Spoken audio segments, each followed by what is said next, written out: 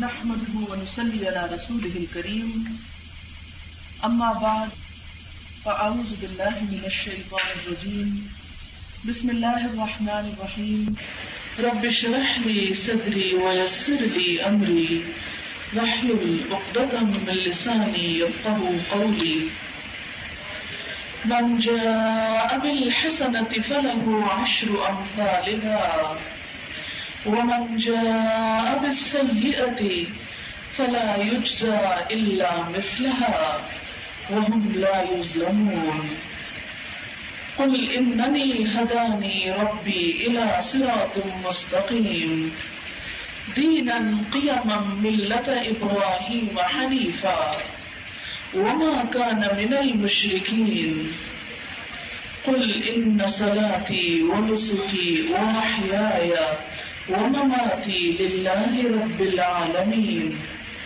لا شريك له وبذلك أمرت وأنا أفضل المسلمين قل أغير الله أبغي ربا وهو رب كل شيء ولا تكسب كل نفس إلا عليها ولا تزر وازرة وزر أخرى ثم إلى ربكم مرجعكم فينبئكم بما كنتم فيه تختلفون وهو الذي جعلكم خلائف الأرض ورفع بعضكم فوق بعض درجات ليبلوكم فيما آتاكم إن ربك سريع العقاب وإنه لغفور رحيم صدق اللہ العظیم۔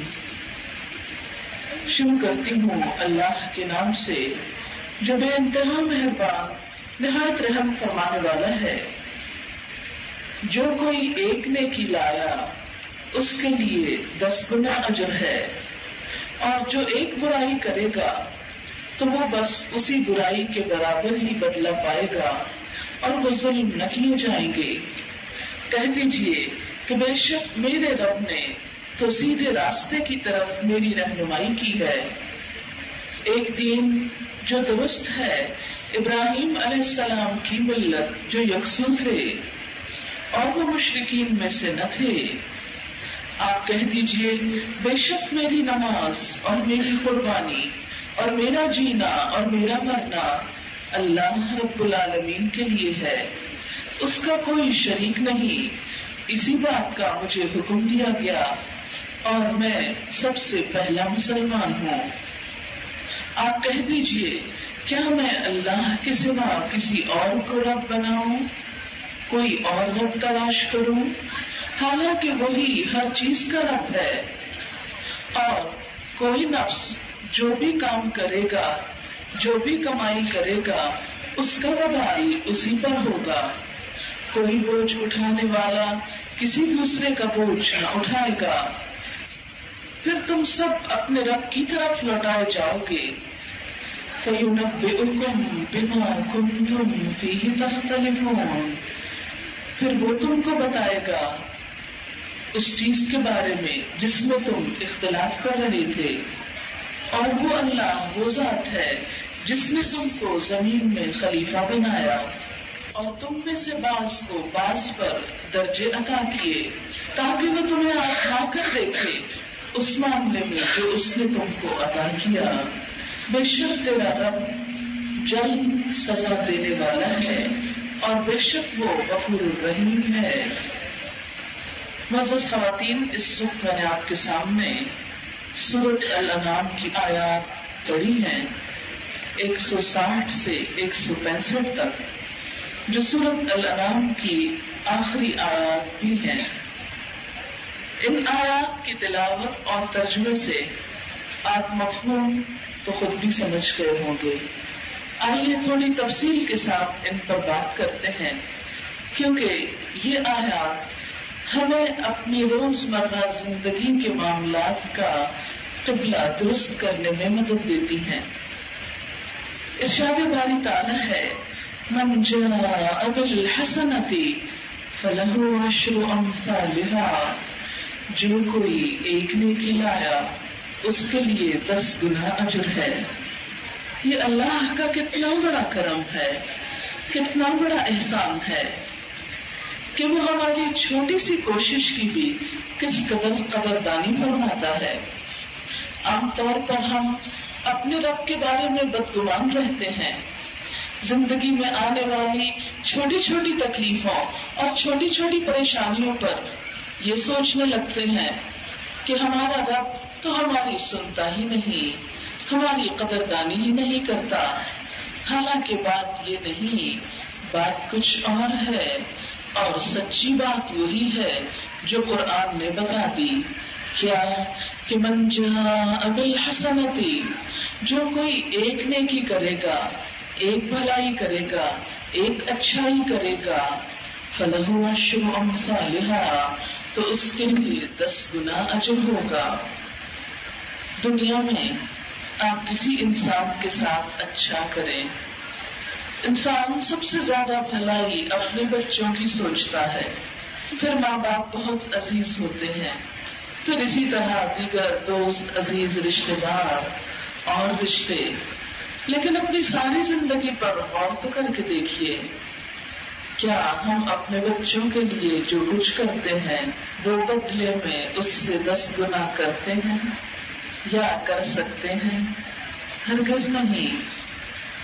انسانوں میں سے بھی اچھے اچھے انسانوں کے ساتھ معاملہ کر کے دیکھ لیجئے، وہ جن کو آپ بہت اچھا سمجھتے ہوں، ان سب کا حال کیا ہے کہ اگر آپ ان کے ساتھ 10 نیکیاں کریں اور ایک آپ سے کمی ہو جائے، ایک کوتاہی ہو جائے، وہ 10 کو بھول کر آپ کی ایک غلطی کو پکڑ لیں گے اور اس پر آپ کا پیچھا نہیں چھوڑیں گے۔ انسان تو اس قدر نا قدردان ہے، اس قدر نا شکرے ہیں کہ 10 نیکیوں کے جواب میں ایک بھلائی کرنے کو تیار نہیں ہوتے، لیکن اس کے باوجود ہم اپنی ساری توقعات انسانوں سے ہی رکھتے ہیں۔ چھوٹی بڑی مشکل میں ہم کو انسان ہی یاد آتے ہیں، اور کم ہی ہم لوگ اللہ کا ذکر کرتے ہیں، اللہ کو کم ہی یاد کرتے ہیں، اس پر کم ہی بھروسہ کرتے ہیں، اس کی طرف کم ہی نگاہ اٹھتی ہے، اس کی ذات پر یقین اور توکل کم ہی ہوتا ہے۔ کس قدر نا شکرا پن ہے ہمارا اپنے رب کے رویے کے مقابلے میں۔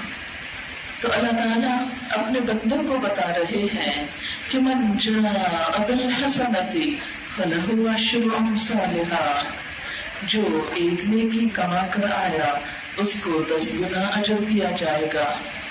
اور نہ صرف یہ کہ اجر اور صلہ، بلکہ انسان جب ایک نیکی کرنے کی سوچتا ہے تو اللہ تعالیٰ 10 راستے اس کے لیے کھول دیتا ہے۔ کوئی ایک قدم بڑھتا ہے، وہ 10 قدم آتا ہے، کوئی چل کر اس کی طرف آئے، وہ دوڑ کر اس کی طرف آتا ہے۔ اس سے بڑا محسن کوئی اور نہیں، اس سے بڑا قدردان ہمارے لیے کوئی اور نہیں۔ وہ اس وقت بھی ہمارا مددگار تھا، وہ اس وقت بھی ہم پر مہربان تھا جب ہم ماں کے پیٹ میں تھے، جب ہماری ماں بھی نہ جانتی تھی کہ اسے اپنے بچے کے لیے کیا کرنا چاہیے۔ ہماری شکل و صورت کس نے بنائی، ہمیں رزق کس نے عطا کیا، ماں کے سینے میں دودھ کس نے اتارا، یہ فضا، یہ طرح طرح کی نعمتیں زمین پر کس نے بنائی، یہ رزق کے اسباب کس نے فراہم کیے۔ ہمارے سارے گناہوں کے باوجود، ہماری ساری غلطیوں کے باوجود وہ ہم کو دن رات معاف کرتا رہتا ہے۔ ہم عام طور پر غلطی کر کے سوچتے بھی نہیں، گناہ کر کے خیال بھی نہیں آتا، لیکن جب کبھی تھوڑی سی تکلیف آ جائے تو صرف اس وقت سوچتے ہیں شاید ہم سے کوئی غلطی ہوئی ہے، عام طور پر تو یہ سوچتے بھی نہیں ہے۔ لیکن اللہ تعالیٰ کی رحمت کتنی بڑی ہے کہ فرمایا وَمَنْ جَاءَ بِالسَّيِّئَةِ فَلَا يُجْزَى إِلَّا مِثْلَهَا، جس نے برائی کی، جس نے غلطی کی، جس نے گناہ کیا، اس کو بس ایک گناہ بدلا ہے۔ وَهُمْ لَا يُظْلَمُونَ، اور وہ ظلم نہ کیے جائیں گے. جب کوئی انسان ایک نیکی کا ارادہ کرتا ہے، ابھی صرف ارادہ کرتا ہے، ابھی صرف سوچتا ہی ہے کہ نیکی اس کے نامہ اعمال میں لکھ دی جاتی ہے، کی نہیں اس نے ابھی، صرف سوچا، ایک اچھا ارادہ کیا، ایک نیک کام کے بارے میں پلان کرا اور نیکی لکھ دی گئی. کتنا پیارا ہے ہمارا رب کہ ابھی ہم نے کیا کچھ نہیں، صرف سوچ رہے ہیں، نیت کر رہے ہیں کہ کریں گے، اور اللہ تعالیٰ نے اس کو آپ کے حق میں اس طرح لکھ دیا گویا آپ نے کر لیا. اور اگر کوئی شخص نیکی کا ارادہ کرتا ہے اور کر سکتا ہی نہیں، یعنی ارادہ کیا کر سکتا ہی نہیں، پھر بھی نیکی لکھ لی جاتی ہے. مثلاً آپ کا ارادہ تھا عمرہ کرنے کا، حالات ایسے ہو کہ آپ نہیں جا سکے، آپ کے نامہ اعمال میں عمرے کا ثواب لکھ دیا گیا. آپ نے ارادہ کیا کچھ صدقہ خیرات کرنے کا، آپ نے بس سوچا اور دل سے سوچا، واقعی سچی نیت سے سوچا، لیکن حالات ایسے ہو گئے، ایسی مجبوری پیش آ گئی کہ وہ آپ اللہ کی راہ میں نہ لگا سکے، کہیں اور لگانا پڑ گیا، وہ آپ کا لکھ لیا گیا. ایک شخص جو روز پابندی کے ساتھ ایک اچھا کام کرتا ہے، کسی روز بیماری کی وجہ سے، مجبوری کی وجہ سے، سفر کی وجہ سے، تھکاوٹ کی وجہ سے وہ نہیں کر سکا، نامہ اعمال میں لکھ دیا گیا کہ میرا یہ بندہ پابندی سے یہ کام کرتا ہے. اور اگر ایک انسان کوئی اچھا عمل کر لیتا ہے، یعنی ارادہ کیا تو لکھ لیا گیا، نہیں کر سکا لکھ لیا گیا، پابندی سے کرتا تھا نہیں کر سکا پھر بھی نیکی لکھ لی گئی.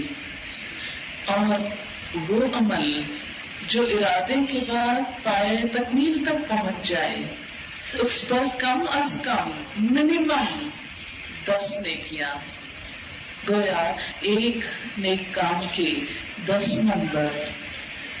جیسے کہ حدیث پاک میں آتا ہے، جو شخص قرآن میں سے کچھ پڑھتا ہے تو ایک حرف پڑھنے کے بھی اس کو 10 نیکیاں مل جاتی ہیں. اس پر آپ صلی اللہ علیہ وسلم نے ایک مثال دے کر فرمایا کہ جیسے الف لام میم، جیسے 3 حرف ہیں اور ایک حرف کی 10 نیکیاں، الف کی 10. صرف آپ نے الف بولا، کیا مشکل ہے الف بولنے میں، لام بولا، میم بولا، صرف 3 حرف بولنے پر 10 نیکیاں 10 نیکیاں 10 ملا کر 30 ہو گئی. من جاء بالحسنۃ، جس نے نیک عمل کیا، فلہ 10 امثالها، تو اس کے لیے 10 گنا اجر. اور یہ تو کم از کم ہے، لیکن اگر انسان کی نیت زیادہ اچھی ہو، طلب زیادہ ہو، کوشش زیادہ ہو، حالات زیادہ مشکل ہوں، تو اسی اعتبار سے ان نیکیوں کے اجر میں بھی اضافہ ہوتا چلا جاتا ہے. اور خاص طور پر اگر ایسے کام ہوں کہ جو انسان کے لیے مزید نیکیوں کا راستہ کھولنے والے ہوں، تو اس پر اور زیادہ اجر ہے. مثلا ایک صدقہ خیرات عام طریقے کا ہوتا ہے، اس پر بھی نیکی ہے، لیکن ایک صدقہ خیرات اللہ کے راستے میں ہوتا ہے، اللہ کے دین کی تبلیغ کے لیے، نشر و اشاعت کے لیے، تو اس پر یعنی ایک کے بدلے 10 اجر اور 70 گنا اور 100 گنا اور 700 گنا. جیسا کہ سورۃ البقرہ میں آتا ہے کہ والذین ينفقون اموالهم فی سبیل اللہ، وہ لوگ جو اپنے مال اللہ کے راستے میں خرچ کرتے ہیں، پھر خرچ کرنے کے بعد احسان نہیں جتاتے، کوئی ریاکاری نہیں کرتے، یعنی اپنے خرچ محض اللہ کے لیے کرتے ہیں، تو ان کے فی سبیل اللہ خرچ کرنے کی مثال ایسی ہے جیسے کوئی ایک دانہ بویا جائے اور اس سے 7 بالیاں نکلیں اور ہر بالی میں 100 دانے ہوں، تو ایک دانہ 700 دانے بن جائے، ایک نیکی 700 میں تبدیل ہو جائے. یہ عدد بھی قرآن کا عدد ہے. ایسا کیوں ہے؟ فی سبیل اللہ خرچ کرنے کا اجر 700 گنا کیوں؟ اس لیے کہ ایک نیک کام کی جب تشہیر ہوتی ہے، ایک نیک کام جب بہت سارے لوگوں کو پتہ چلتا ہے اور بہت سارے لوگ اس پر عمل شروع کر دیتے ہیں، تو وہ نیکی ملٹی پلائی ہو جاتی ہے. کیونکہ جب ایک انسان اکیلا عمل کر رہا ہے، مثلا آپ گھر میں نفل پڑھ رہے ہیں، مثلا میں ہی اس وقت اگر اپنے گھر میں نفل پڑھ رہی ہوتی تو یقیناً ایک نیک کام تھا، یا تسبیح کر رہی ہوتی تو ایک نیک کام تھا، کوئی برائی نہیں اس میں، لیکن وہ عبادت صرف میری ذات کو فائدہ دیتی، صرف مجھ کو فائدہ دیتی، میرے دل کو سکون ہوتا، میں اطمینان پاتی، میرے نام اور اعمال میں کچھ لکھا جاتا.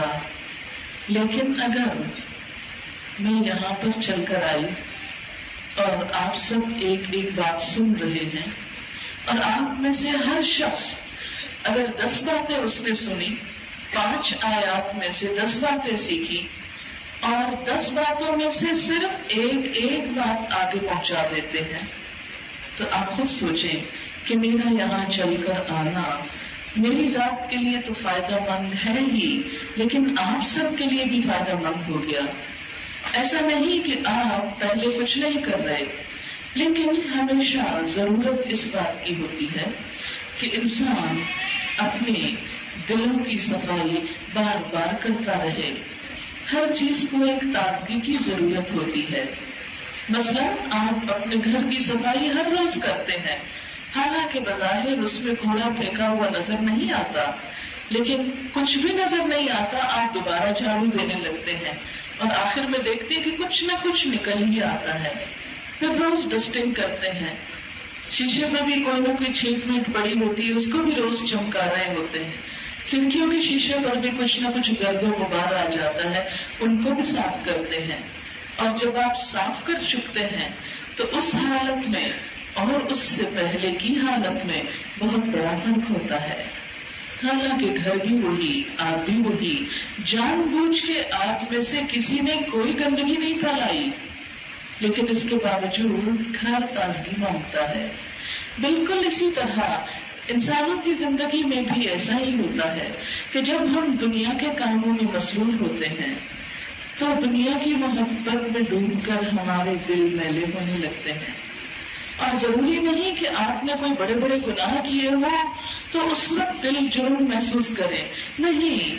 آپ صلی اللہ علیہ وسلم نے فرمایا تھا اِنَّهُ لَيُغَانُ عَلَىٰ قَلْبِي، کہ میرے دل پر بھی، یعنی اگر میں بھی اللہ کا ذکر نہ کروں تو میرے دل پر بھی ایک غبار سا آ جاتا ہے، اور جب میں استغفر اللہ پڑھتا ہوں تو وہ دور ہوتا ہے. ہم میں سے ہر انسان کا یہی حال ہے کہ جب تک ہم شاور نہیں لیتے ہم فریشنس محسوس نہیں کرتے. تو یہ ذکر کی مجلسیں دلوں کے لیے ایک شاور کی حیثیت رکھتی ہیں.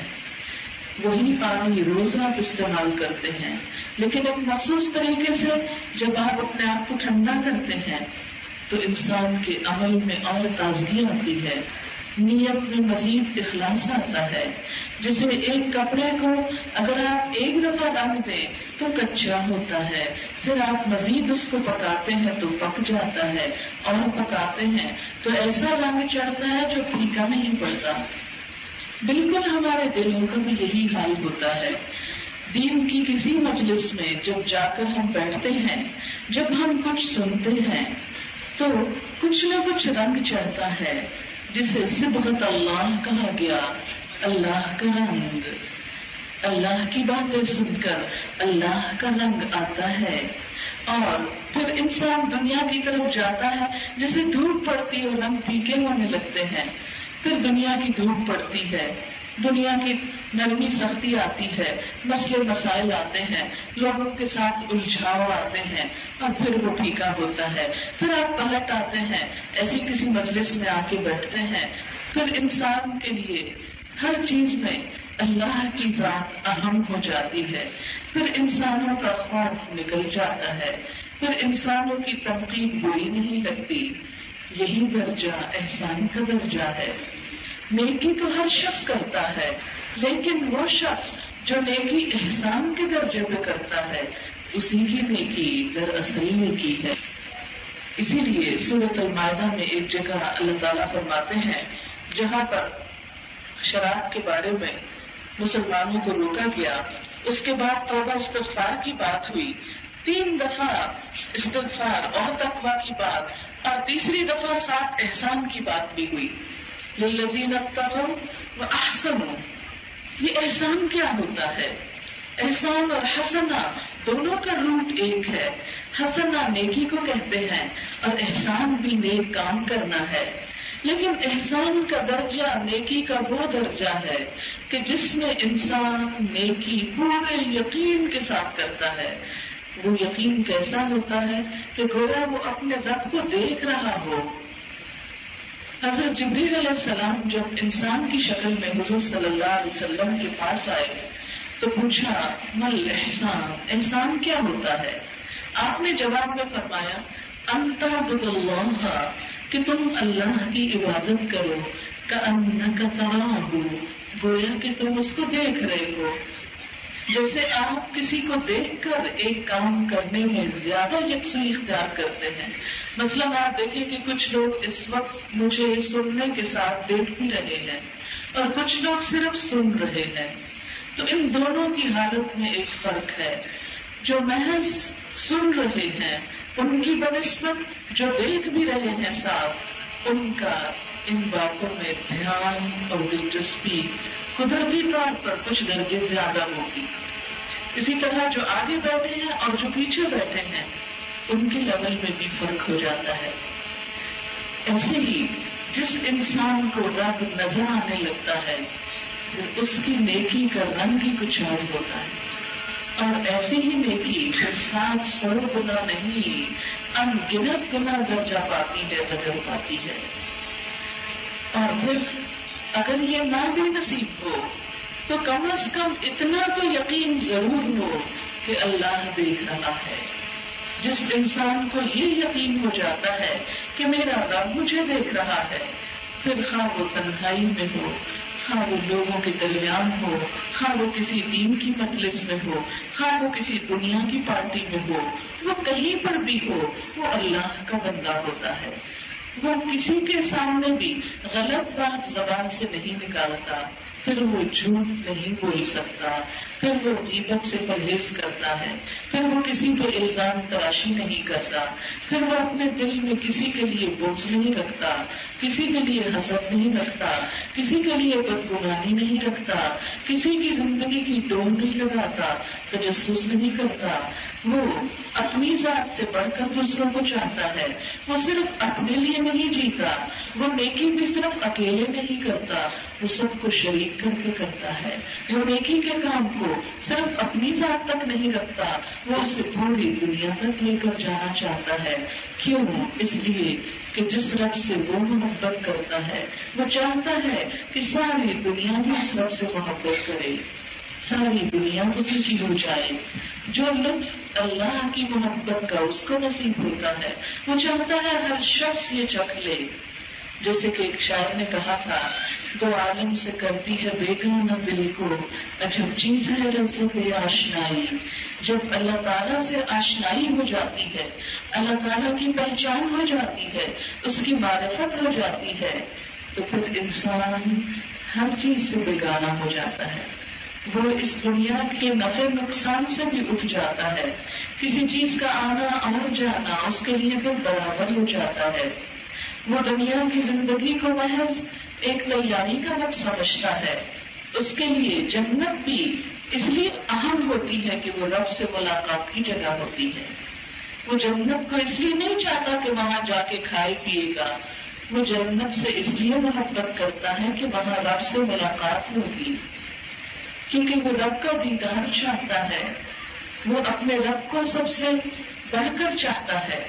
اور آپ دیکھیں کہ بالکل ایسے ہی ہے کہ جیسے آپ کو کسی انسان سے محبت ہے، آپ اس سے ملاقات کے لیے جاتے ہیں، جب آپ اس کے گھر پہنچتے ہیں تو وہ آپ کو اچھی جگہ بٹھاتا ہے، اچھا کھانے پینے کو دیتا ہے، آپ کے آرام اور سکون کا خیال رکھتا ہے اور آپ سے بات چیت بھی کرتا ہے۔ ان سب چیزوں میں، کھانے پینے میں، دوسرے آرام میں، سب سے بڑھ کر جو چیز پیاری ہوتی ہے وہ اس کی وہ کمپنی ہے، اس کا وہ وقت دینا ہے، اس کی وہ گفتگو ہے۔ اور آپ بھی اس کے پاس کس لیے گئے؟ کھانے پینے کے لیے گئے۔ کیا آپ کو گھر میں 7 نصیب نہیں تھی کہ آپ نے وہاں جا کر پینی تھی؟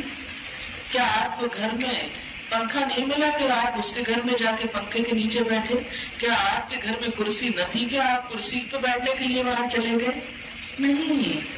انسان جب کسی سے ملاقات کے لیے جاتا ہے تو وہ کسی کرسی پہ بیٹھنے کو نہیں جاتا، کسی پنکھے کے ہوا لینے کو نہیں جاتا، وہ کچھ کھانے پینے کو نہیں جاتا، وہ کس لیے جاتا ہے؟ کسی انسان کی خاطر جاتا ہے۔ وہ تکلیف کیوں اٹھاتا ہے؟ کسی انسان سے ملاقات کے لیے۔ جیسے آپ اپنے والدین سے، اپنے رشتے داروں سے، اپنے دوستوں سے ملنے کے لیے جاتے ہیں تو اس میں اہم چیز کھانا پینا نہیں ہوتی، اس میں اہم ترین چیز ملاقات ہوتی ہے۔ اور دوست کا گھر، ہاں وہ ایک جھونپڑی ہی کیوں نہ ہو، وہ اس لیے اچھا لگتا ہے کہ آپ کا دوست اس میں رہتا ہے۔ مثلاً لڑکیوں کو اپنا میکا ہمیشہ بہت اچھا لگتا ہے، تو میکے میں جا کر بے شک وہ اپنے گھر سے کم درجے کا ہی کیوں نہ ہو، لیکن اس میں ایک خاص سکھ اور سکون ہوتا ہے کہ وہ ماں باپ کا گھر ہے، جہاں محبتیں ملی، جہاں شفقتیں ملی۔ ایسا کیوں ہے؟ اس لیے کہ لوگ اہم ہیں، آپ کو پیار ملا، محبت ملی۔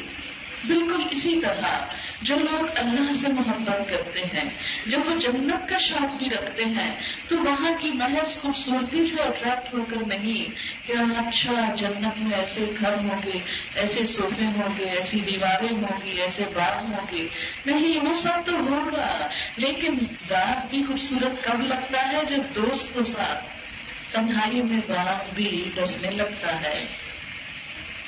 وہ جیسے کہتے ہیں نا کہ دل اداس ہو تو سارا شہر اداس لگتا ہے، اسی طرح اگر انسان نہ ہو تو وہ گھر کاٹ کھانے کو دوڑتے ہیں، جو بعض اوقات بڑے ہی چاو سے بنائے ہوئے ہوتے ہیں، بڑی بڑی چیزیں ان میں رکھی ہوتی ہیں، مگر وہ دلوں پہ بوجھ بننے لگتے ہیں، اس لیے کہ وہاں کوئی تنہائیوں کا ساتھی نہیں ہے۔ بالکل اسی طرح جنت بھی اسی وقت حسین ہوگی، وہ بھی اسی وقت خوبصورت ہوگی کہ وہاں اللہ کی ملاقات ہوگی۔ اور یہ ملاقات کا شوق کون رکھتا ہے؟ وہ جو احسان کے درجے پر نیک عمل کرتا ہے۔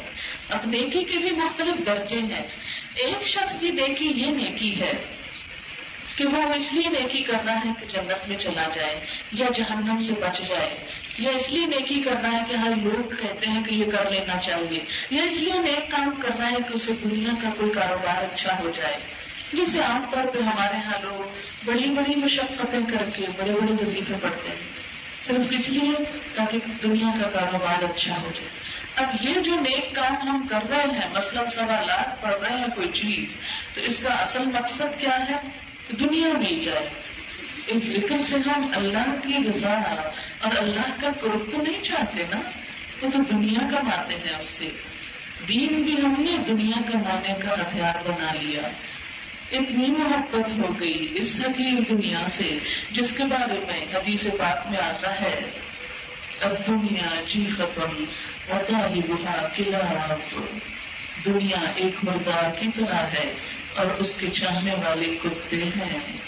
یہ میرے الفاظ نہیں کہ آپ کہیں بہت سخت لفظ بول دیے، یہ حدیث پاک کے الفاظ ہیں، اور نبی صلی اللہ علیہ وسلم نے دنیا کی حقیقت سمجھانے کے لیے یہ سخت سے سخت لفظ استعمال کیے تاکہ ہمیں پتا چلے کہ جس چیز کے پیچھے ہم بھاگ رہے ہیں اس کی قدر و قیمت ایک مردار کے سوا کچھ نہیں، کیونکہ دنیا جتنی بھی ہو سب یہیں رہ جانے والی ہے، سب کچھ ختم ہو جانے والا ہے۔ پچھلے دنوں میری ایک شاگرد کا انتقال ہوا، تو ابھی اس کی ڈیڈ باڈی رکھی ہوئی تھی، تو مجھے جانے کا اتفاق ہوا۔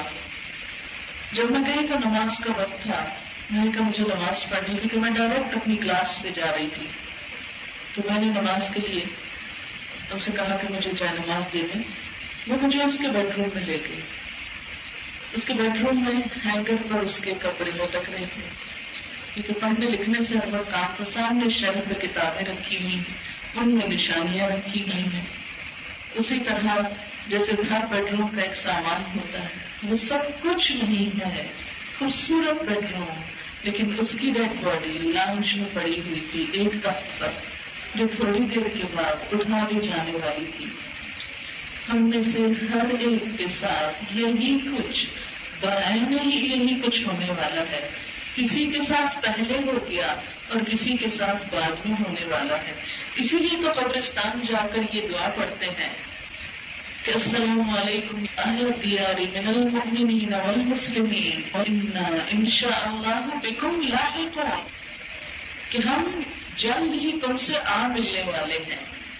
لاحق ہوتا ہے پیچھے سے آ کے مل جانے والا۔ وَإِنَّا إِلَىٰ رَبِّنَا لَمُنقَلِبُونَ، اور بے شک ہم اپنے رب کی طرف البتہ پلٹنے والے ہیں۔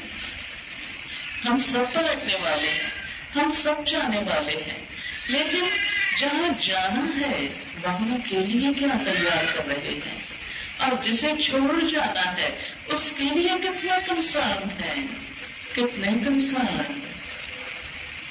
میری ایک اور دوست ہے جن کے والد کی قبر اور والدہ کی بہت بڑا گھر ہے ان کا، لیکن وہ عین اسی لان میں ہے، گھر ہی کے لان میں، بہت خوبصورت باغ کے اندر۔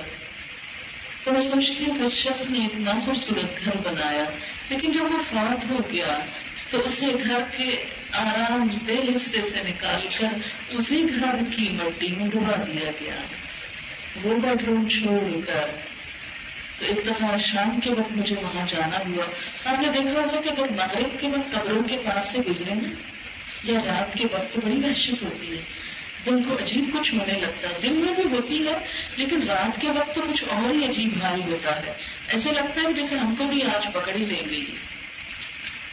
تو میں سوچ رہی تھی کہ سب اندر بیٹھے ہیں، گپ شپ ہو رہی ہے، میل ملاقات ہے، کئی لوگ آئے ہوئے ہیں، لیکن وہ تنہا اس کونے میں لیٹے ہوئے ہیں۔ اور رات کے وقت جب سب دروازے بند کر کے اندر ہوتے ہیں تو وہ تنہا اپنی اپنی قبر میں باہر ہوتے ہیں، اپنی ہی اولاد کے سامنے، اپنے ہی رشتے داروں کے سامنے۔ کتنا بڑا فرق ہو گیا، اور یہ فرق آتا ہے لیکن ہم کو سمجھ نہیں آتا کہ اس گڑھے کے لیے کچھ تیار کریں، اس کی روشنی کے لیے کچھ کام کریں، وہاں کی راحتیں، وہاں کی نعمتیں، جیسے اللہ اپنے پیارے بندوں کے لیے وعدہ کرتا ہے فروح وریحان وجنت نعیم، کہ اللہ والوں کے لیے وہاں راحتیں ہیں، خوشبو ہے، خوشبو والے پھول ہیں، ریحان وجنت نعیم، نعمتوں بڑے باغ۔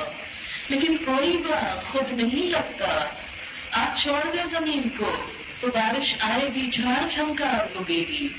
اگر آپ اپنے لان میں محنت نہیں کریں گے، باغیچے میں کوشش نہیں کریں گے، زمین پر محنت نہیں کریں گے، کوئی فصل خود نہیں اگتی، کوئی فصل خود تیار نہیں ہوتی، اس کے لیے مسلسل محنت کرنا پڑتی ہے، زمین ہموار کرنا پڑتی ہے، تیار کرنا پڑتی ہے، پھر بیج ڈالنا پڑتا ہے، پھر پانی لگانا پڑتا ہے، پھر گوڈی کرنی پڑتی ہے، پھر دیکھتے رہنا پڑتا ہے، پھر گرمی سردی کا لحاظ کیا جاتا ہے، اور جب تک فصل کٹ نہ جائے ایک ایک دن گن گن کے گزارا جاتا ہے کہ نہیں آخر میں بھی غافل ہو گئے اور بارشیں آ گئی تو فصل برباد ہو جائے گی اور اس کی قیمت کم ہو جائے گی، اور پھر کاٹ کے بھی چھوڑ نہیں دیتے کہ آندھی آ کے اڑا لے جائے گی، کاٹ کے بھی اس کی حفاظت کرتے ہیں جب تک وہ اپنے مقام پہ پہنچ نہ جائے۔ لیکن نئی کمائی اس کے لیے ہم صرف یہ کیوں سوچتے ہیں کہ خود ہی ہو جائیں گے. یہ جنت کا باغ بھی خود نہیں لگے گا، اس کے لیے بھی ساری زندگی کوشش کرنا پڑے گی، اور زندگی کے آخر دن تک کانشیس رہنا پڑے گا کہ کہیں کوئی آندھی نہ چل جائے، کہیں کوئی بے وقت کی بارش نہ آ جائے، کہیں کوئی کسی ٹڈی دل کا حملہ نہ ہو جائے، کہیں فصل کوئی سنڈی نہ کھا جائے. آخر دن تک جب تک کہ وہ اپنے مقام تک نہ پہنچ جائے. ہم سب کے اعمال کا بھی یہی حال ہے، یہی عالم ہے کہ جب تک ہم اپنی منزل کو نہ پہنچ جائیں ہم سب کو کیئرفل کانشیس رہنے کی ضرورت ہے. یہ کافی نہیں کہ ایک دفعہ حج کر لیا اور بے فکر ہو جائے، یہ کافی نہیں کہ ایک دفعہ رمضان میں کچھ نیک کام کر لیے اور بے فکر ہو جائے، یہ کافی نہیں کہ کبھی کبھار کسی کے گھر میں قرآن خوانی کر لی یا کوئی وظیفہ پڑھ لیا. نہیں، اس کے لیے تو روز 5 وقت اللہ کے حضور حاضری دینی پڑتی ہے. اس کے لیے تو سارے فرائض ادا کرنے پڑتے ہیں. لیکن مشکل ضرور ہے مگر قدردانی بڑی ہے. چھوٹی سی بھی تکلیف جو آپ اللہ کے لیے اٹھائیں گے اس کی قدردانی بڑی ہے. ایک نیکی کریں گے 10 کمائیں گے، 10% تو لازمی منافع، یقینی منافع، اور اس سے زیادہ تو پھر ہر ایک کی اپنی قسمت کہ کس لیول پر نیکی کر رہا ہے، کس درجے کا اچھا کام ہو رہا ہے. قل اننی ہدانی ربی الی صراط مستقیم، آپ کہہ دیجئے کہ بے شک میرے رب نے تو مجھے سیدھے رستے کی رہنمائی کر دی ہے، مجھے بالکل سیدھا راستہ دکھا دیا ہے کہ مجھے کیا کرنا چاہیے. کون سا ہے سیدھا رستہ؟ دینا قیما، سچا دین، درست دین، ملت ابراہیم، جو ابراہیم علیہ السلام کا طریقہ تھا. کیا طریقہ تھا؟ حنیفا یکسو. یکسو، یکسوئی کیا ہوتی؟ پوری کنسنٹریشن کے ساتھ ایک راستہ جو مل گیا نہ اس سے پلٹنا، نہ ہمت ہارنا، ایک کے بعد ایک قربانی جو کرنی پڑے کرتے چلے جانا. ابراہیم علیہ السلام کا بچپن، ابراہیم علیہ السلام کی جوانی اور ابراہیم علیہ السلام کا بڑھاپا کس طریقے پر گزرا، ان کا طریقہ زندگی کیا تھا؟ قربانی کا طریقہ. ماں باپ چھوڑے، وطن چھوڑا، اولاد چھوڑی، بیوی اور بچے کو چھوڑا، اور جب حکم ملا تو بچے کے گلے پہ چھری بھی چلا دی اللہ کے حکم سے. یہ ہے ابراہیم علیہ السلام کا طریقہ. اور کسی بھی آزمائش کے موقع پر کبھی اپنے رب سے بدگمانی نہیں کی، ہر حال میں آگے بڑھتے رہے. یہ ہے سیدھا راستہ. لیکن ہم نے کون سا دین اختیار کیا جس میں کوئی قربانی نہ ہو، جس میں ہماری مرضی کے خلاف کوئی کام نہ ہو، جس میں ہر بات ہماری خوشی کی ہو، جس میں کچھ چھوڑنا نہ پڑے. اب دیکھیں کہ ہمیں دین اس وقت تک اچھا لگتا ہے جب دین ہماری خواہشات کو کچھ نہ کہے. جو ہی دین ہماری خواہشات سے ٹکرانے لگتا ہے تو ہم دین کو چھوڑ دیتے ہیں، دل کی مرضی پہ چلتے ہیں. یہ ابراہیم علیہ السلام کا طریقہ نہ تھا. آپ کو معلوم ہے انہیں 100 سال کی عمر میں اللہ نے اولاد دی تھی. ساری زندگی خدا کے راستے میں بھاگ دوڑ کرتے رہے. بڑھاپے میں جا کے کہتے نا الحمدللہ الذی وهبنی علی الکبر اسماعیل، شکر اللہ کا جس نے بڑھاپے میں مجھے اسماعیل جیسی اولاد دی. اتنی لیٹ ایج میں اگر کسی کو بیٹا ملے تو وہ ایک دن اسے چھوڑ کے الگ نہ ہو کہ اللہ نے اتنی دیر بعد آنکھیں ٹھنڈی کی، اب تو 4 دن ان کی خوشی دیکھ لیں، اس کی پیاری پیاری حرکتیں دیکھ لیں، اس کی کچھ ضدیں پوری کر لیں. نہیں، فوراً ہی حکم ہوا جاؤ بیوی اور بچے کو مکہ چھوڑاؤ. اور چھوڑو بھی کہاں جہاں نہ پانی ہے، نہ درخت ہے، نہ کھانا ہے، نہ کوئی اور انسان ہے. ابراہیم یکسو ہو کر دوسری کوئی بات سوچے بغیر فوراً جا کے چھوڑ آتے ہیں. اور جب بچہ بڑا ہوتا ہے، ٹین ایج میں آتا ہے، جوانی میں قدم رکھنے لگتا ہے، کئی سال کے بعد باپ واپس جاتا ہے، اب وہ باپ کا ساتھی ہے، مددگار ہے، لیکن اللہ کا حکم ہے اب گلے پہ چھری پھیر دو، بیٹے کو ذبح کر دو۔ ابراہیم ایک دفعہ نہیں سوچتے یا اللہ کیوں، اتنی دیر سے تو بچہ دیا، اتنے سال تو اس کو دیکھا ہی نہیں میں نے، اور آج تو نے دکھایا، آج کیا چھری پھیر دی؟ ہمارا کیا حال ہوتا ہے کہ اگر ہم سے رب اولاد دے کے لے لے تو ہم اللہ کو معاف نہیں کرتے، ہر جگہ بیٹھ کے شکوے کرتے ہیں، میرے ساتھ یہ کیوں ہوا، کیوں لے لیا اس نے، پھر دیا کیوں تھا، نعوذ باللہ کیا کیا پڑا۔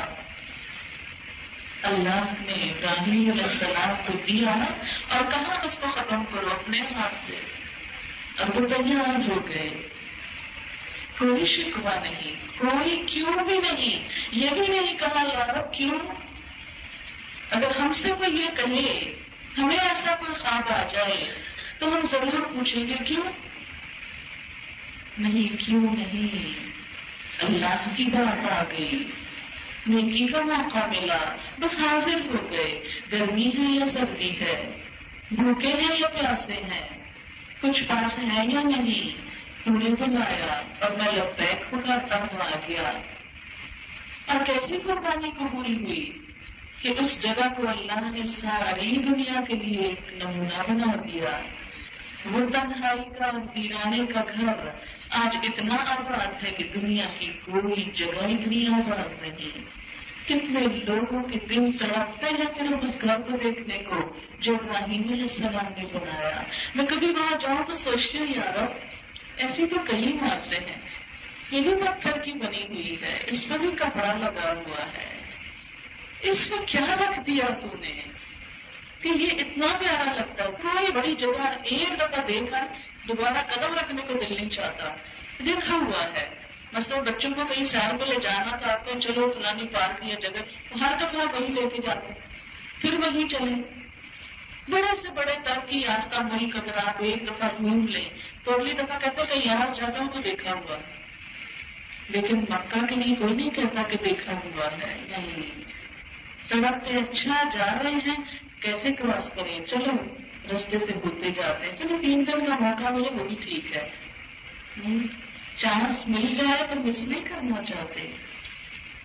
کیا رکھا ہے وہاں، کس لیے جاتے، پہاڑ دیکھنے، کہیں اور دیکھ لیں، ایک کمرہ دیکھنے، کوئی اور کمرہ دیکھنے، مسجدیں، کوئی اور بڑی بڑی مسجدیں دنیا میں بنی ہوئی ہیں وہ جا کے دیکھ لیں، نہیں، جو اٹریکشن وہاں ہے وہ کہیں اور نہیں، اس لیے کہ وہاں اللہ کی محبت ہے، صرف ایک فرد نہیں، پورے خاندان کی قربانیاں ہیں، باپ کی، بیٹے کی، بیوی کی، سب کی۔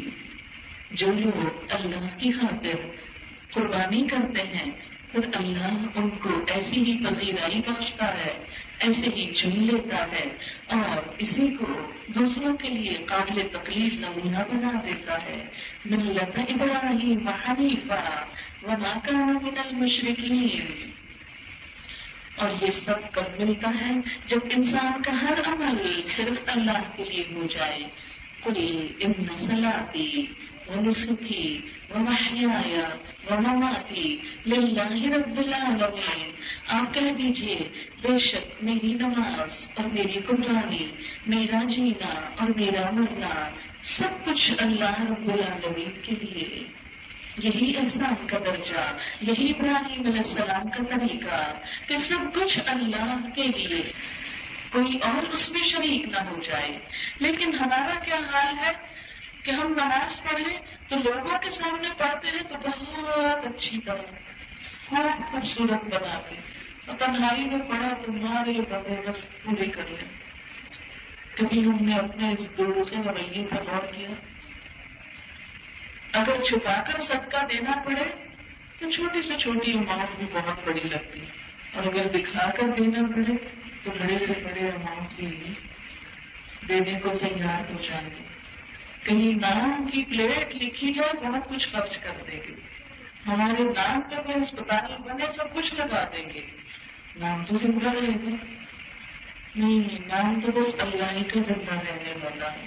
میں آپ تو سب جانے والی چیزیں ہیں. تو ابراہیم علیہ السلام کا طریقہ کیا تھا؟ ان صلاتی، میری نماز، ونسکی، میری قربانی. نماز جذبات کی قربانی، صبح کے وقت نیند کی قربانی، دوپہر کے وقت دھوپ کی قربانی، عصر کے وقت آرام کی قربانی، مغرب کے وقت کاموں کی قربانی، ہر وقت قربانی. لیکن جن کو اللہ کا احساس ہے وہ خوشی سے یہ قربانی کرتے ہیں. وہ تو انتظار میں رہتے ہیں کہ اللہ کب بلاتا ہے، کب آواز آتی ہے. آپ دیکھیں تھوڑا سا ذرا کمپیریزن کر کے، آپ کا مثلاً بچہ باہر کے ملک گیا ہوا ہے اور وہ ہر اتوار آپ کو فون کرتا ہے اور آپ کو سارا دن انتظار ہوتا ہے کہ ابھی گھنٹی بجی، ابھی بجی. جب گھنٹی بجتی ہے تو آپ کیسے جاتے ہیں؟ دوڑ کر جاتے ہیں کہ ابھی فون آ گیا ہوگا. پھر آپ سنتے ہیں کہ ابھی کسی اور کا ہے، پھر رکھ دیتے ہیں. کچھ دیر کے بعد پھر گھنٹی بجتی، آپ جھٹ سے اٹھ کے بھاگتے ہیں، بیٹے کا فون آ گیا، پھر ابھی کسی اور کا ہے. پھر اس کے بعد پھر گھنٹی بجتی، پھر آپ دوڑتے ہیں. دن میں 5 کیا 10 گھنٹیاں بھی بجے تو دوڑ کے جاتے ہیں. آپ فون آنا ہے، فون آنا ہے. محبت ہے نا بیٹے سے، اس کی آواز سن کے خوشی ہوتی ہے. کیسی محبت ہے اللہ سے کہ اذان کی آواز سن کے دل مرجھا جاتے ہیں. اچھا پھر اذان ہو گئی، اب پھر نماز پڑھنی پڑے گی. نہ کیسی محبت ہے. کسی دوست کا فون آنا ہو، ہر وقت دھیان فون میں ہے. سوتے ہوئے بھی گھنٹیاں بج رہی ہیں دماغ میں، نیند بھی چھوڑ کے اٹھ بھاگیں گے، فون آنا ہے اور تھوڑی دیر بات ہو جائے گی. اللہ کی پکار ہے اذان، وہ بھی گھنٹی بج رہی ہے.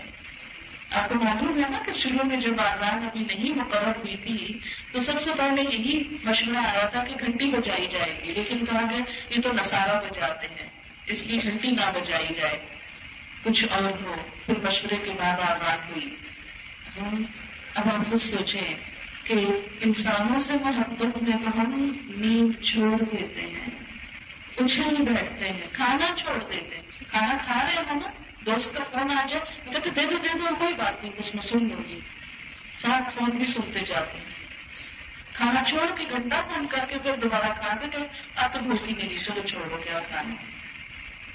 لیکن اللہ کی پکار آئے، وہاں گھنٹی بج جائے، کیا وہی شام کا عالم ہے.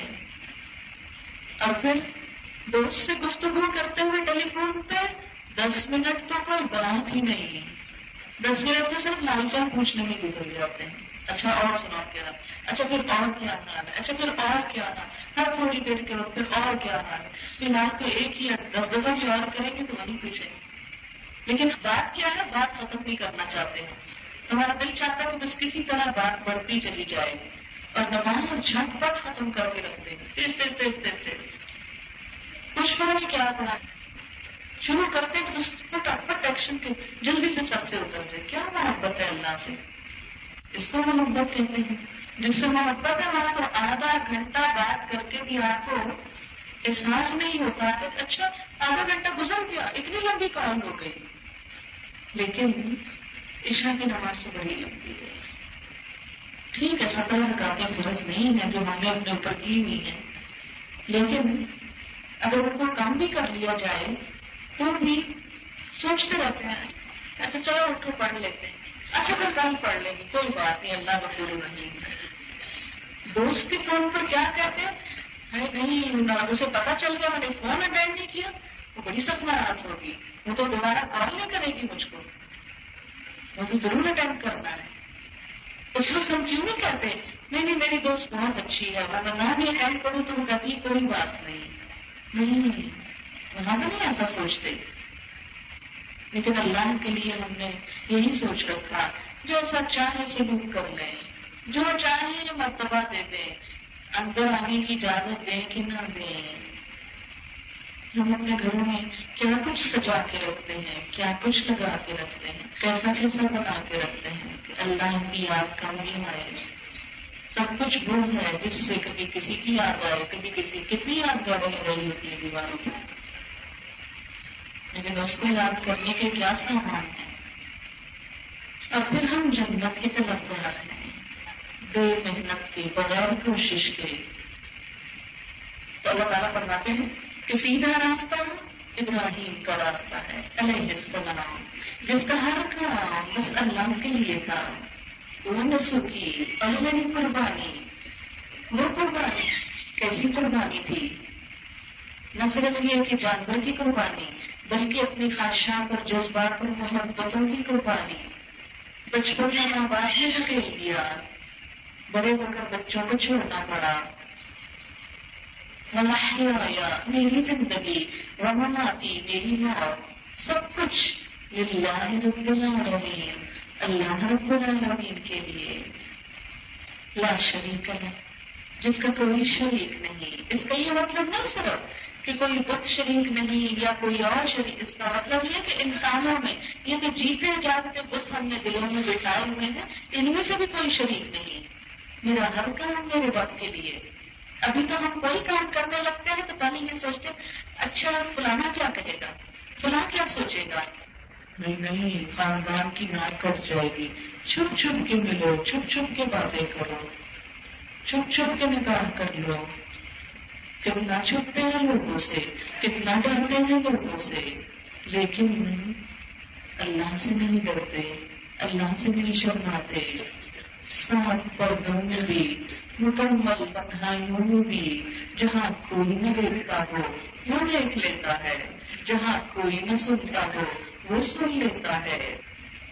لا شریک لہ اس کا کوئی شریک نہیں، کسی اور کا ڈر نہیں، کسی اور کا خوف نہیں، کسی اور کا دباؤ نہیں. وہ بذالک امرت مجھے اسی کا حکم دیا گیا کہ یہی کچھ کرنا ہے، دین کو اللہ کے لیے خالص کرنا ہے. وَأَنَا أَوَّلُ الْمُسْلِمِينَ اور میں سب سے پہلے مسلمان ہوں، سب سے آگے بڑھ کر اس کی فرمانبرداری کروں گا. آپ دیکھیں کہ دنیا کے کاموں میں کتنے مقابلے کرتے ہیں، کتنے کمپٹیشن کرتے ہیں کہ میں سب سے آگے نکل جاؤں. اپنی اولاد کے لیے بھی سوچتے ہیں. اپنے بچوں کا رزلٹ دیکھتے ہیں تو اگر فرسٹ پوزیشن ہے تو کوستے کیا کیا، کچھ نہیں کیا، نیکسٹ ٹائم ہماری فرسٹ پوزیشن آنی چاہیے. یہ نمبر کم کیوں ہو گیا؟ کتنا فکر کرتے ہیں، لیکن آخرت کے بارے میں، اللہ کی اطاعت میں کتنے آگے بڑھتے ہیں، کتنے آگے. اول المسلمین کتنی دفعہ سوچتے ہیں نیکی کا کام میں سب سے پہلے کروں، میں سب سے آگے نکل جاؤں. اول المسلمین ہم تو انتظار کرتے رہتے کاش کوئی قانون بن جائے نا، سب کو پردہ کرنا پڑے تو ہم بھی کر لیں. پھر تو آپ نے قانون کی بات مانی، اللہ کی تو نہیں مانی. اللہ کا قانون تو اب بھی موجود ہے، کھولے قرآن پڑھ لیں، وہاں تو اب بھی سب کچھ لکھا ہوا ہے. ہمیں انسانوں کا انتظار ہے، ان کو خدا سمجھ رکھا ہے. لا شریک لہ اس کا تو کوئی شریک نہیں ہونا چاہیے. تو بذالک امرت وَأَنَا أَوَّلُ الْمُسْلِمِينَ. اور پھر قُلْ أَغَيْرَ اللَّهِ أَبْغِي رَبًّا کیا میں اللہ کے علاوہ کوئی اور رب تلاش کروں؟ تم چاہتے ہو لوگوں میں اللہ کی بندگی چھوڑ دوں، میں اس کا بندہ بن کے نہ رہوں، میں لوگوں کا بندہ بن جاؤں، لوگوں کے ہاتھوں کا پتلی بن جاؤں، ایک پپٹ کی طرح جو لوگ چاہیں وہ پہنوں، جو لوگ چاہیں وہ بولوں، جو لوگ چاہیں وہ کروں. نہیں، مجھے تو وہ کرنا ہے جو میرا رب چاہتا ہے. اغیر اللہ ابغی ربا اللہ کے سوا کسی اور کو رب مانا. وہو رب کل شیء حالانکہ وہ ہر چیز کا رب ہے، کائنات میں ہر چیز اس کی مرضی کے مطابق ہے. ولا تکسب کل نفس الا علیہا اور جو کمائی کوئی شخص کرتا ہے اس کی ذمہ داری بھی اسی پر آتی ہے. ہر انسان کے کیے کا وبال اسی پر ہے. وَلَا تَزِرُ وَازِرَةٌ وِزْرَ أُخْرَىٰ کوئی دوسرا کوئی اور کسی دوسرے کا بوجھ نہ اٹھائے گا. دنیا میں بھی آپ دیکھیں کہ اگر آپ مشکل وقت میں ہو تو دوسرے نظریں پھیر جاتے ہیں، آنکھیں چرا جاتے ہیں، اور آخرت میں تو اس سے کہیں بڑھ کر ہونے والا ہے. آپ نے دیکھا ہوگا بعض اوقات سڑک پر کوئی حادثہ ہو جاتا ہے، کتنے ہی لوگ پاس سے گزرتے ہیں، کوئی نہیں آتا چھڑانے، کوئی نہیں آتا بچانے. ذرا تم وزرا خورا، دوسرے کو مصیبت آئی ہے، مجھے کیا پڑی کہ میں بھی انوالو نہ کر لیا جاؤں، کہیں مجھے کچھ نہ ہو جائے، کہیں میری پکڑ نہ ہو جائے، اس لیے بھاگ نکلو یہاں سے. آخرت میں بھی یہی ہوگا. ایک شخص جو پکڑا گیا، سب بھاگ جائیں گے آگے پیچھے، کہیں میں نہ پکڑ لیا جاؤں سامنے، مجھے اس کے پاس سے نہیں گزرنا. کوئی بھی لطف نہ آئے گا. لا تزر وازرة وزر أخرى ثم إلى ربكم مرجعكم، پھر تم سب اپنے رب کی طرف لوٹائے جاؤ گے. فينبئكم بما كنتم فيه تختلفون، پھر وہ تم کو بتائے گا اس چیز کے بارے میں جو تم اختلاف کرتے رہے، پھر تمہارے باہم اختلافات کو وہ درست کرے گا. وَهُوَ الَّذِي جَعَلَكُمْ خَلَائِفَ الْأَرْضِ، اور وہ اللہ وہ ذات ہے جس نے تم کو زمین کا خلیفہ بنایا، یہ سب کچھ تمہارے لیے بنایا. وَرَفَعَ بَعْضَكُمْ فَوْقَ بَعْضٍ دَرَجَاتٍ، اور تم میں سے بعض کو بعض پر فوقیت دی درجوں میں. کسی کے پاس مال زیادہ ہے، کسی کی اچھی شکل بنا دی، کسی کے پاس علم زیادہ ہے، کسی کے بچے بہت لائق اور قابل ہیں، کسی کا گھر بہت آرام دہ ہے، کسی کے رشتے دار اور کمپنی بہت عمدہ ہے. یہ اللہ نے مختلف لوگوں کو مختلف نعمتیں دی. کیوں؟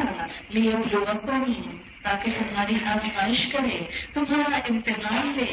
فیما آتاکم، اس میں جو اس نے تم کو عطا کیا ہے، جو کچھ اس نے تم کو دیا ہے، اس میں وہ تمہارا امتحان لینا چاہتا ہے کہ تم کیا کرتے ہو. تم یہ سب کچھ پا کر کس طرح ہمیں خرچ کرتے ہو. آج آپ دیکھیں کہ ہم جب مالدار ہو جاتے ہیں، کبھی سوچا ہم نے کہ اس میں سے اللہ کے دین کے لیے کیا لگ رہا ہے اور ہماری ذاتی خواہشات پر کتنا خرچ ہو رہا ہے. ہم دنیا کے لیے کتنی اپنی راحت اور آرام خرید رہے ہیں اس سے، اور اپنی آخرت بنانے کے لیے اس میں سے کتنا خرچ کرتے ہیں. دنیا کے گھروں پہ کتنا اسپینڈ کرتے ہیں، جنت کے لیے کتنی رقم مخصوص کی ہے. آپ کو معلوم ہے کہ جب یہ آیت اتری من ذا الذی یقرض اللہ قرضا حسنا، کون ہے جو اللہ کو قرض حسنا دے، تو ایک صحابی آتے ہیں اور حضور صلی اللہ علیہ وسلم سے کہتے ہیں یا رسول اللہ صلی اللہ علیہ وسلم، میں نے سنا ہے میرا رب قرض مانگتا ہے. آپ صلی اللہ علیہ وسلم فرمایا ہاں، تاکہ تمہیں آخرت میں کئی گنا اچھا کر کے دے. تو ہم فوراً کہتے ہیں اللہ کے رسول میرے پاس 2 باغ ہیں صلی اللہ علیہ وسلم، اور ان میں سے ایک باغ جس میں 600 کھجور کے درخت ہیں، میں اپنا وہ باغ اللہ کی راہ میں وقف کرتا ہوں. اسی باغ میں ان کا گھر تھا. آپ صلی اللہ علیہ وسلم بہت خوش ہوتے ہیں اور اسی وقت جنت کی بشارت دیتے ہیں. اب ہم آتے ہیں کہ کتنے ہی باغ اور کتنے ہی چشمے ابو درداء کے لیے آخرت میں منتظر ہیں. ابو درداء واپس لوٹتے ہیں، باغ کے اندر بھی نہیں جاتے، دروازے میں کھڑے ہو کر اپنی بیوی کو پکار کے کہتے ہیں میں نے اپنا یہ باغ اپنے رب کو قرض دے دیا، تم باہر چلی آؤ.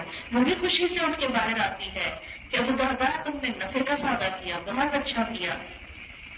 ہم عورتوں کی طرح تھوڑی تھی صلاحیت کہ شوہر اگر کوئی دین کا کام کرنے بھی لگے تو رکاوٹ بن کے کھڑے ہو جائے، نہیں نہیں نہیں یہ تم کسی کو نہیں دے سکتے، یہ تو میں نے اپنے لیے رکھا، فلاں بیٹی کے لیے، فلاں رشتے دار کے لیے، صرف دنیا کے لیے. یہ سب کیا ہے؟ دنیا میں جو ملا آزمائش.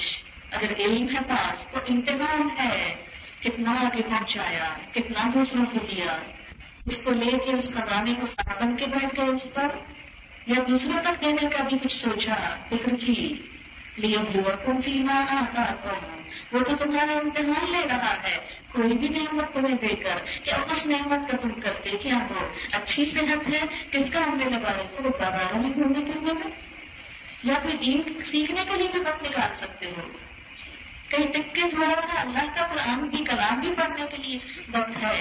کیا اس وقت کا انتظار ہے کہ جب چلنے پھرنے سے عاجز آ جائیں گے اور دماغ کوئی چیز قبول نہ کریں گے؟ زندگی کا بہترین وقت جوانی دنیا کے لیے اور بڑھاپا جس میں کچھ نہ کر سکے وہ آخرت کے لیے. ان ربک سریع العقاب، مت بھولو تیرا رب بڑی جلدی سزا دینے والا ہے، بہت جلد پکڑنے والا ہے. وَإِنَّهُ لَغَفُورٌ رَحِيمٌ، اور بے شک وہ البتہ غفور رحیم ہے، اس کی پکڑ بھی بڑی سخت ہے، اس کی مہربانیاں بھی بڑی عام ہیں۔ اس کی پکڑ کس کے لیے ہے؟ جو پکڑ والے کام کریں، اور مہربانیاں کس کے لیے؟ جو اس کے قریب ہوں، جو اس کے سایہ رحمت میں پناہ لیں، جو اس کی طرف بڑھیں۔ وآخر دعوانا ان الحمد للہ رب العالمین۔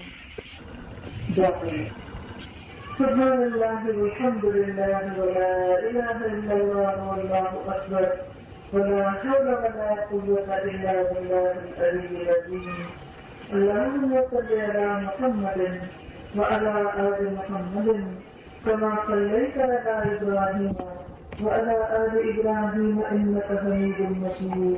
اللهم بارك على محمد وعلى آل محمد كما باركت على إبراهيم وعلى آل إبراهيم إنك حميد مجيد۔ ربنا آتنا في الدنيا حسنة وفي الآخرة حسنة وقنا عذاب النار۔ ربنا لا تزغ قلوبنا بعد إذ هديتنا وهب لنا من لدنك رحمة إنك أنت الوهاب۔ یا حی یا قیوم برحمتک نستغیث۔ یا اللہ تعالی جو کچھ ہم نے سنا ہے ہمیں اس پر عمل کرنے والا بنا۔ یا اللہ تو اس مجلس کو ہمارے حق میں حجت بنانا، ہمارے خلاف گواہی دینے والی ہوں بنانا۔ یا اللہ تو ہمیں اپنا قرب نصیب فرما۔ یا اللہ تو ہمیں سیدھے راستے پر چلا۔ یا اللہ ہماری ساری مشکلات آسان کر دے۔ اللہ ہم سے وہ کام لے لے جس سے تو راضی ہو جائے، ہر اس غلط کام کو چھوڑنے کی توفیق دے جس سے تیری ناراضگی آتی ہو۔ یا اللہ تو ہمیں اپنے محبوب بندوں میں شامل کر لے۔ یا اللہ تو ہمیں اپنا اطاعت گزار بنا، اپنا فرما بردار بنا، اپنا وفادار بنا، اپنا تابعدار بنا۔ یا رب العالمین ہمارے بچوں کو ہماری آنکھوں کی ٹھنڈک بنا، انہیں دنیا اور آخرت کی بہترین کامیابیاں عطا فرما۔ یا رب العالمین تو ہمارے شوہروں کو ہماری آنکھوں کی ٹھنڈک بنا، ہمارے گھروں میں سکون پیدا کر دے، ہمارے بیماروں کو صحت عطا فرما، ہمارے بچوں کو دنیا اور آخرت کی کامیابیاں عطا فرما، ہمارے والدین پر اپنی رحمت فرما، ہمیں ان کے لیے صدقہ جاریہ بنا اور ان کے درجات بلند فرما، ان پر اپنی رحمت نازل فرما۔ جو دنیا سے ہمارے عزیز دوست رشتے دار وفات پا چکے ہیں ان کی بخشش فرما، ہمیں اپنے مطلب اور صالح بندوں میں شامل کر دے۔ یا حی یا قیوم برحمتک نستغیث۔ اللهم اقسم لنا من خشيتك ما تحول به بيننا وبين معصيتك، ومن طاعتك ما تبلغنا به جنتك، ومن اليقين ما تهون به علينا مصائب الدنيا۔ اللهم متعنا بأسماعنا وأبصارنا وقواتنا ما أحييتنا، واجعله الوارث منا، واجعل ثأرنا على من ظلمنا، وانصرنا على من عادانا، ولا تجعل مصيبتنا في ديننا، ولا تجعل الدنيا أكبر همنا ولا مبلغ علمنا، ولا تسلط علينا من لا يرحمنا، ولا تسلط علينا من لا يرحمنا۔ ربنا تقبل منا إنك أنت السميع العليم، وتب علينا إنك أنت التواب الرحيم۔ وصلى الله تعالى على خير خلقه محمد وعلى آله وأصحابه وأهل بيته أجمعين برحمتك يا أرحم الراحمين۔ إلهي آمين۔ سبحانك اللهم وبحمدك نشهد أن لا إله إلا أنت نستغفرك ونتوب إليك۔ والسلام عليكم ورحمة الله وبركاته۔